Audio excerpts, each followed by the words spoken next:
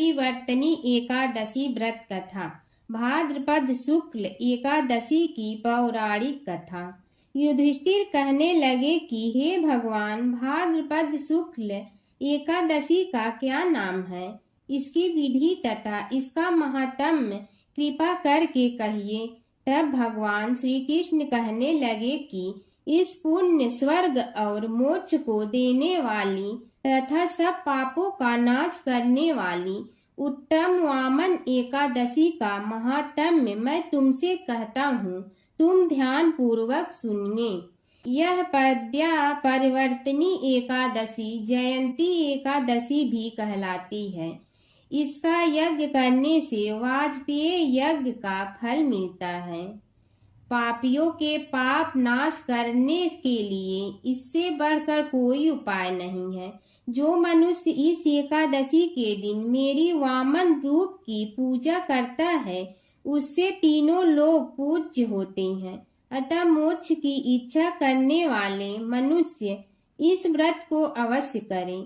जो कमल नयन भगवान का कमल से पूजन करते हैं, वे अवश्य भगवान के समीप जाते हैं।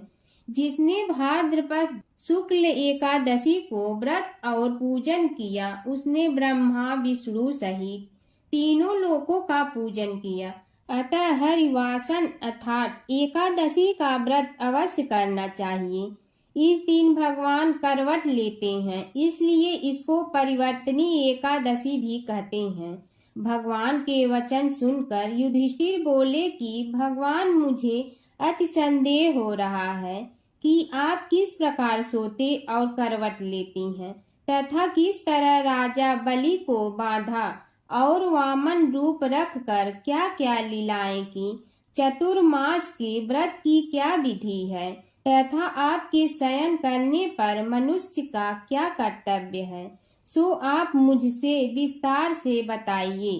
श्री कृष्ण कहने लगे कि हे राजन, अब आप सब पापों को नष्ट करने वाली कथा का श्रवण करें। त्रेता युग में बलि नामक एक दैत्य था।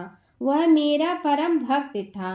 विविध प्रकार के वेद सूक्तों से मेरा पूजन किया करता था और नित्य ही ब्राह्मणों का भोजन तथा यज्ञ के आयोजन करता था। लेकिन इंद्र से द्वेष के कारण उसने इंद्रलोक तथा सभी देवताओं को जीत लिया। इस कारण सभी देवता एकत्र होकर सोच विचार कर भगवान के पास गए। बृहस्पति सहित इंद्रादिक देवता प्रभु के निकट जाकर और नतमस्तक होकर वेद मंत्रों द्वारा भगवान का पूजन और स्तुति करने लगे। अतः मैंने वामन रूप धारण करके 5वां अवतार लिया और फिर अत्यंत तेजस्वी रूप से राजा बलि को जीत लिया। इतना वार्ता सुनकर राजा युधिष्ठिर बोले कि हे जनार्दन, आपने वामन रूप धारण करके उस महाबली दैत्य को किस प्रकार जीता। श्री कृष्ण कहने लगे, मैंने वामन रूपधारी ब्रह्मचारी बलि से 3 पग भूमि की याचना करते हुए कहा, ये मुझको 3 लोक के समान है और हे राजन, यह तुमको अवश्य ही देनी होगी। राजा बलि ने इसे तुच्छ याचना समझकर 3 पग भूमि का संकल्प मुझको दे दिया और मैंने अपने त्रिविक्रम रूप को बढ़ाकर यहाँ तक कि भूलोक में पद, भूलोक में जांघा, स्वर्गलोक में कमर, महलोक में पेट, जनलोक में हृदय, यमलोक में कंठ की स्थापना कर सत्यलोक में मुख, उसके ऊपर मस्तक स्थापित किया। सूर्य, चंद्रमा आदि सब ग्रहगण, योग नक्षत्र, इंद्रादिक देवता और शेष आदि सब नागगणों ने विविध प्रकार से वेद सूक्तों से प्रार्थना की। तब मैंने राजा बलि का हाथ पकड़कर कहा कि हे राजन, एक पद से पृथ्वी, दूसरे से स्वर्गलोक पूर्ण हो गए। अब तीसरा पग कहाँ रखूं? तब बलि ने अपना सिर झुका लिया और मैंने अपना पैर उसके मस्तक पर रख दिया, जिससे मेरा वह भक्त पाताल को चला गया। फिर उसकी विनती और नम्रता को देखकर मैंने कहा कि हे बलि, मैं सदैव तुम्हारे निकट ही रहूंगा। ब्रीलोचन पुत्र बलि से कहने पर भाद्रपद शुक्ल एकादशी के दिन बलि के आश्रम पर मेरी मूर्ति स्थापित हुई। इसी प्रकार दूसरी क्षीर सागर में शेषनाग के स्पष्ट पर हुई। हे राजन, इस एकादशी को भगवान शयन करते हुए करवट लेते हैं, इसलिए तीनों लोकों के स्वामी भगवान विष्णु का उस दिन पूजन करना चाहिए। इस दिन तांबा, चांदी, चावल और दही का दान करना उचित है। रात को जागरण अवश्य करना चाहिए। जो विधि पूर्वक इस एकादशी का व्रत करते हैं वे सब पापों से मुक्त होकर स्वर्ग में जाकर चंद्रमा के समान प्रकाशित होते हैं और यश पाते हैं। जो पाप नाशक इस कथा को पढ़ते या सुनते हैं उनको 1000 अश्वमेध यज्ञ का फल प्राप्त होता है। श्री कृष्ण और एक लड़की की कहानी। एक लड़की थी जो कृष्ण जी की अनन्य भक्त थी। बचपन से ही कृष्ण भगवान का भजन करती थी, भक्ति करती थी। भक्ति करते करते बड़ी हो गई। भगवान की कृपा से उसका विवाह भी श्री धाम वृंदावन में किसी अच्छे घर में हो गया। विवाह होकर पहली बार वृंदावन गई, पर नई दुल्हन होने से कहीं जा न सकी और मायके चली गई। और वो दिन भी आया जब उसका पति उसे लेने उसके मायके आया। अपने पति के साथ फिर वृंदावन पहुंच गई। पहुंचते पहुंचते उसे शाम हो गया। पति वृंदावन में यमुना किनारे रुक कर कहने लगा, देखो शाम का समय है, मैं यमुना जी में स्नान करके अभी आता हूँ। तुम इस पेड़ के नीचे बैठ जाओ और सामान की देख रेख करना पड़ेगा।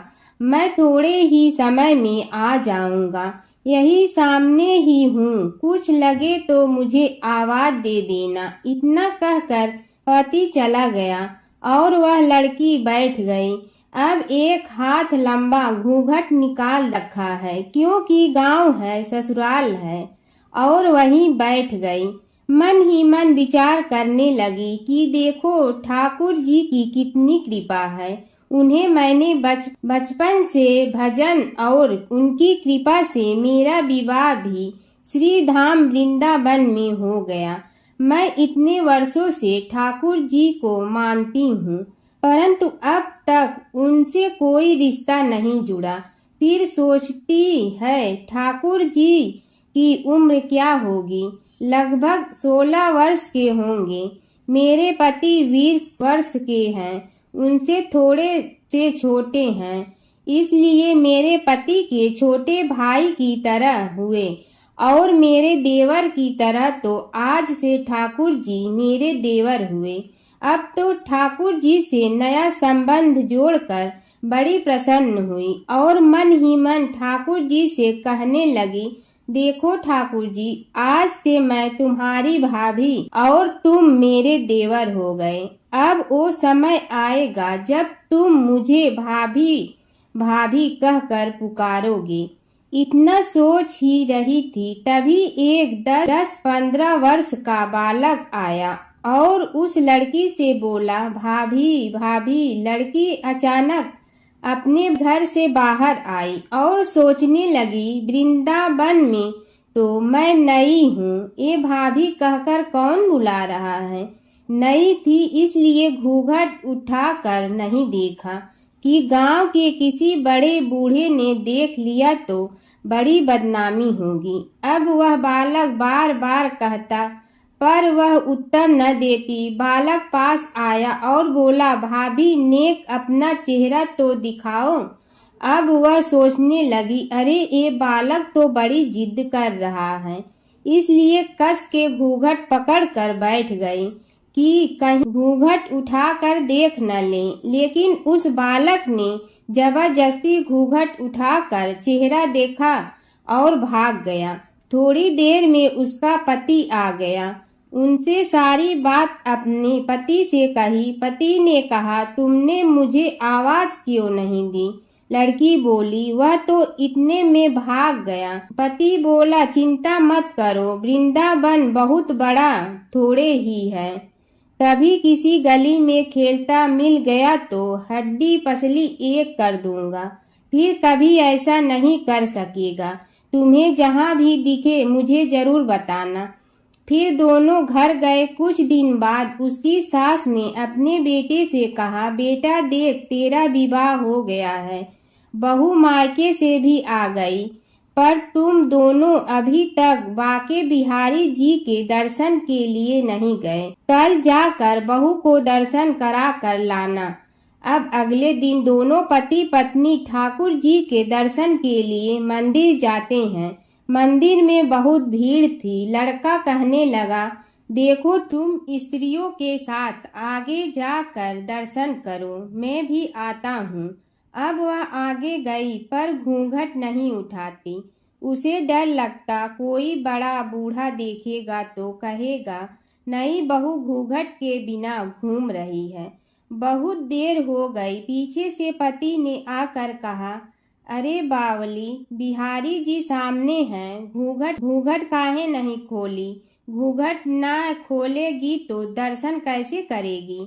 अब उसने अपना घूंघट उठाया और जो बाके बिहारी जी की ओर देखा तो बाके बिहारी जी की जगह वही बालक मुस्कुराता हुआ दिखा। तो एकदम से चिल्लाने लगे, सुनिए, जल्दी आइए। पति पीछे से भागा आया। बोला, क्या हुआ? लड़की बोली, उस दिन जो मुझे भाभी भाभी कहकर भागा था वह बालक मिल गया। पति ने कहा, कहाँ है? अभी उसे देखता हूँ। तो ठाकुर जी की ओर इशारा करके बोली, ये रहा, आपके सामने ही तो है। उसके पति ने जो देखा तो वो आश्चर्यचकित रह गया और वहीं मंदिर में ही अपनी पत्नी के चरणों में गिर पड़ा। बोला, तुम धन्य हो, वास्तव में तुम्हारे हृदय में सच्चा भाव ठाकुर जी के प्रति है। मैं इतने वर्षों से वृंदावन में हूँ, मुझे आज तक उनके दर्शन नहीं हुए, और तेरा भाव इतना उच्च है कि बिहारी जी के तुझे दर्शन हुए। बोलो जय श्री राधे कृष्णा। ओम जय जगदीश हरे, स्वामी जय जगदीश हरे। भक्त जनों के संकट क्षण में दूर करे, ओम जय जगदीश हरे। जो ध्यावे फल पावे, दुख बिन दे मन का, सुख संपत्ति घर आवे, कष्ट मिटे तन का, ओम जय जगदीश हरे। मात पिता तुम मेरे, शरण कहूँ किसकी, तुम विनय और न दूजा, आस करूँ जिसकी, ओम जय जगदीश हरे।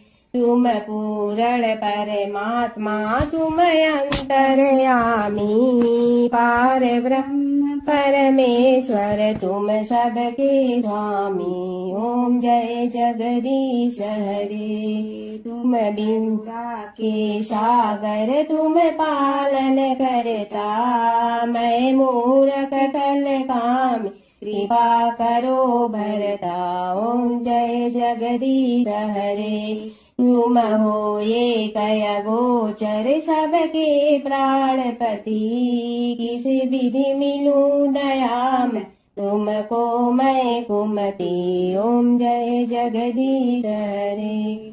दीन बंधु दुख हरता, तुम रक्षक मेरे, अपने हाथ उठाओ, द्वार पड़ा तेरे, ओम जय जगदीश हरे। विषय विकार मिटा, पाप हरो देवा, श्रद्धा भक्ति बढ़ा, संतन की सेवा, ओम जय जगदीश हरे।